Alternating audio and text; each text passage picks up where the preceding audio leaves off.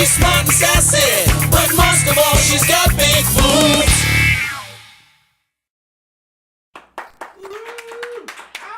Welcome back to the Rev Mel Show on TSRnetwork.com, where it is raining like fucking cats and dogs. And I wonder if that has a lot to do with the devil of the internet. I think when Mother Nature and the devil gets together, they fuck us over. And you know what? Blame it on Time Warner. It's your fault, Time Warner. God, between Pat Robinson and Time Warner tonight is a bitch session from the max. But you know, we're going to give out a prize. Okay, we've got, ready for this? 2 VIP passes for DomCon. Did I do it right? Yep. I'm going to do it real sexy.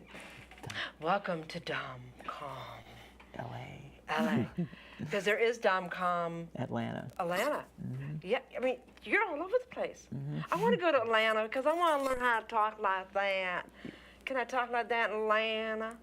I think that's a little more Texan. Oh, is that Texas? Oh, no, maybe not. Is that they kind of roll it around? They you know, those Southern girls, they get really, you know, they talk with every aspect of everything in their body, from their eyes to their toes, to their noses, to their ears. They're like, oh yes, I don't want to wear those freaking boots. You know, they really do. So, what possessed you to do these conventions? And okay, let's talk about your first one that you did. Okay, your first DomCon. Con. So, okay, so the first one I went to was in the Valley at the hotel. Beverly Garland. Yeah, the Beverly Garland. Was that your first one? Yeah, 2004. Actually, what I did is I came up with, I was thinking about doing a domination convention for a while. And the idea came about because I've been lifestyle. I was lifestyle before I became dominant, and that's another whole thing. Yeah. But what I was encountering in the lifestyle was a bias and a prejudice towards me because I was pro. Okay, I was being kicked out of Yahoo groups because I was pro, because in life and stuff. So I wanted to put something together that would bring the lifestyle and the pro communities together, and that so I started working on this whole thing. And just about the time that I was going to move with it, I went to DomCon, and I found out there was a group in San Francisco doing a domination convention. So I thought, oh, okay, it's too late. Somebody's already doing it. But the people that were doing it had really good intentions, and so it just didn't work out. Yeah, it's a lot of work. When I did Kinky Summer and Kinky Christmas at the Lair, Kinky Christmas did really well. Kinky Summer, none of the vendors made money. I felt so bad for it. It hurt me so deeply. I couldn't do it again. I could not have people pay for a booth, and if they were not going to recoup what they were going to make. I lost money on that. And people that owed me money, that couldn't give me money before, because, you know, I'm not that good of a businesswoman, so kind of a mush. So, and, you know, when they didn't make their money, I said, it's okay. You don't have to pay me. I felt really bad. And then, so that's why people ask me, are you going to do it again? Are you going to, you know, they had a great time because we had entertainment. It was, I mean, you performed. Oh, I had to make a big apology to her. It was freezing out there. And not only was it freezing, I didn't know that her model, her single tail model, was inside getting dressed in a room, and I thought he was a strange person that I didn't know was in one of the private rooms, and I yelled at him, "What are you doing in here?"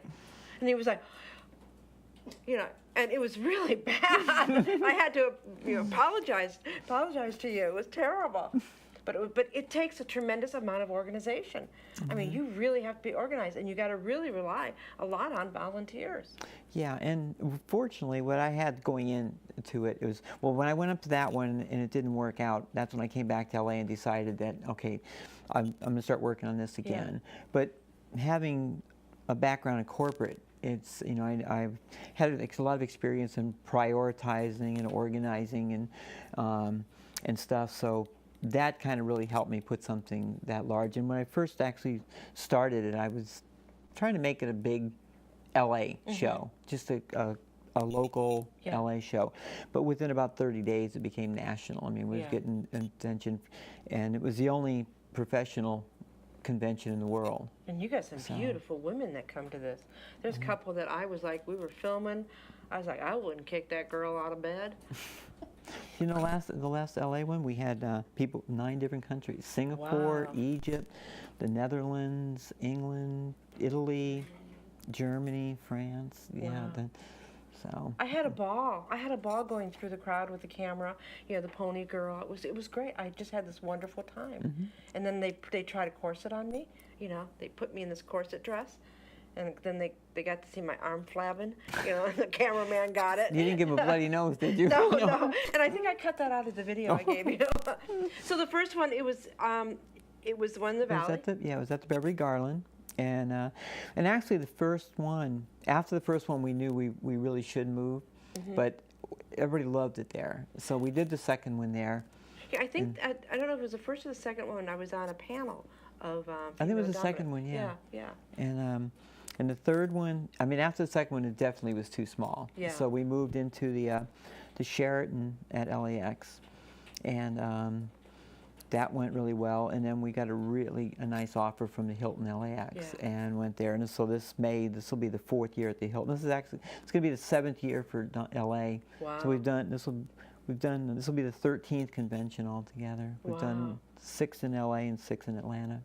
You've recently had a pretty bad experience with one of the conventions, a brand new one that you were doing. Let's talk a little bit about that. Let's clear a little bit of air about that. And what was this problem? What caused all of this problem? And it was a brand new convention that you were doing. Yeah. And first of all, I want to also, since we're doing shame, okay, shame tonight. To the people that caused a lot of this stuff, shame on you. Shame, shame, shame that you should take it into your own hands and destroy something like that. Shame. Well, it was actually, I got approached. I was doing, I implemented into DomCon 2 years ago, West Coast Olympus leather, okay, because DomCon's actually got the lifestyle and the pro community, but it's also got the fetish community and the leather community, and we put that in there, and we had a regional, and we sent title holders to the nationals, and our female title holder took the first runner-up, and our male title holder won the international title our first year. I then got approached to become the co-producer of International Olympus. So I went ahead and I accepted that. I let West Coast go. And we decided to move International Olympus from Chicago to LA. There's just like any community, not just our fetish, but any community, you've got all kinds of people. And there's and I guess when you kind of get successful or you're doing some things, you can't please everybody. And there's a small group of people that that have some issues. And you get hate mail. Yeah. I know, I could identify with that one. And so what happened, there was an accident at a club that involved a title holder. Yeah. And this particular group of people used this as a tool, and they basically organized a boycott. Yeah. And and we didn't know about this really until the day of the event when it was brought to the LA Leather Coalition meeting. Wow. And so by then it was too late to act on. People were talking about that we weren't doing anything. Nobody ever contacted me. Because I was involved. Actually, it was the person who had won West Coast Olympus, the female. And then when all this came down about the accident, I talked to her. She offered to surrender her leathers, which she didn't have to do. Yeah. And I could not enforce her. I mean, the title no longer existed. Her title year was up. It'd be like trying to impeach George Bush. Yeah. He's already over. Yeah. So I took and we talked. She agreed to have me mentor her, and she surrendered her leathers. Everything was. But in the meantime, there's a group of people circulating these rumors that I'm not doing anything about it, and that she's representing Olympus and this and that and the other, and they brought it all about the day of the thing. And when it was finally presented the day of it, and I told them, no, this is being done, this is being done, they were all satisfied with it, but nobody ever took them a minute to call, to ask a question, to ask what our thoughts were, what our plans were, what are we doing anything with it, not doing anything with it. But it all basically came down to it was an opportunity for people to do something, and it hurt the event, Yeah. but it didn't kill the event. Yeah. And if anything, it's made the event stronger. This year, Olympus is going to be again at the Hilton LAX. It's going to be August 12th through the 15th, and it's teamed up now with the Pantheon of Leather Awards. Oh, wow. Coming from Chicago, that'll be a part of the event. So it's going to be a major event in the leather community. I'm going to ask a question. How can I try out for the pageant? Do I got to wear a G-string, and do I got to? No, Do I actually. got to wear leather? You know, I mean, I got my own. Well, actually, the funny thing What is. does someone do to get to try out for one of these? I'm just curious. Okay, well, there's leather contests, and then Olympus is kind of it's called the Olympus Leather, but it's actually a contest that's open to the community. There's a lot of fetish involved in it, and what it is there's a fetish image category that you're kind of judged on how you're presenting for the 2 days or whatever. There's a private interview where you're at with the judges. On stage, you do like a 5-minute fantasy type of scene. Can I bring my vibrator? You can bring whatever you want, as long as it's legal. But yeah, and But I'm so humorous. Mine would be complete humor. Most of them are. Yeah, I'm just really curious on how this is done. I mean, I've been so busy.